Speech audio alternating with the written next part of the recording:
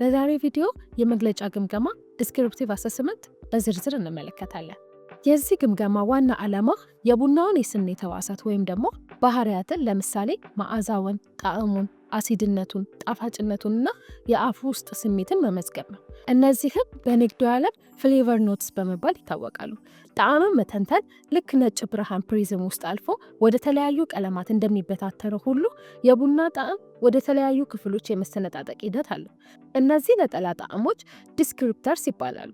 የካንሳስ ስቴት ዩኒቨርሲቲ ተመራማሪዎች ከ110 በላይ የቡና ጣዕም ማዛና ባህሪያትን የያዘ ዝርዝር አዘጋጅቷል። ይህም በዓለም ዙሪያ ያሉ ሰዎች ስለ ቡና ጣዕም ተመሳሳይ ቋንቋ እንዲናገሩ ያደርጋል። The Flavor Wheel የዝርዝር መረጃ ወደ ስዕላዊ መግለጫ ወይም ደግሞ ውል ተቀይሯል። ይህም ቀማሾች ጣዕሞችን በቀላሉ እንዲለዩ ይረዳቸዋል።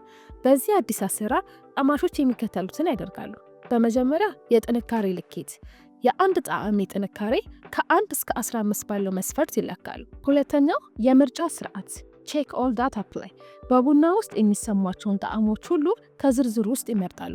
ይህ አሰራር ለምርምርም ሆነ ለንግድ ስራ እጅግ ጠቃሚ የሆነ መረጃ ለማግኘት እነዚህን መከተል ይኖርብናል። አንደኛ ገለልተኛ ለመሆን ይህ ምርመራ ቡናው ይጣፍጣል ወይም ደግሞ አይጣፍጥም የሚል ጥያቄን አይመልስም። ይልቁኑ ምን አይነት ጣዕም አለው የሚለውን ብቻ ይመልሳል። ለምሳሌ ቡናው የሎሚ ጣዕም አለው ሲባል ሎሚው ጥሩ ነው ወይም ደግሞ መጥፎ ነው የሚል ፍርድ አይሰጥም። ሁለተኛ ደረጃውን የጠበቀ ቃላት ሁሉም ሰው የሚረዳቸውን ቃላት መጠቀም። ሶስተኛ ማነጻጸሪያ ሪፈረንስ ቀማሾች ጣዕሞችን በትክክል እንዲለዩ ለማሰልጠኛነት የሚውሉ ማነጻጸሪያዎችን መጠቀም ይኖርባቸዋል።